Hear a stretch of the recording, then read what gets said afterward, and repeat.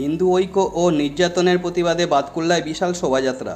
হিন্দু ঐক্য প্রতিষ্ঠা এবং রাজ্যে হিন্দু নির্যাতনের অভিযোগ তুলে সরব হলেন নদিয়ার বাতকুল্লার সনাতনীরা। সোমবার বাতকুল্লা রামমেলার মাঠ থেকে এক বর্ণাঢ্য ও বিশাল শোভাযাত্রার আয়োজন করা হয়।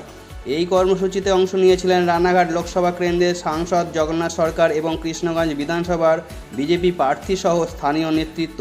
এদিনের মিছিলে হিন্দু দেবদেবীদের নানা রূপ ও পৌরাণিক মাহাত্ম্য তুলে ধরা হয়। তবে সাধারণ মানুষের বিশেষ নজর কেড়েছে মিছিলের অগ্রভাগে থাকা প্রায় 15 ফুটের বিশাল আকার রামের মূর্তি।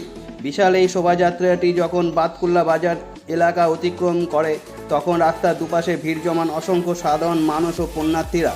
সংবাদ মাধ্যমের মুখোমুখি হয়ে রানাঘাটের সাংসদ জগন্নাথ সরকার বলেন, মূলত সনাতন ধর্মের ঐতিহ্য এবং পুরাণের কথা নতুন প্রজন্মের কাছে তুলে ধরতে এই আয়োজন।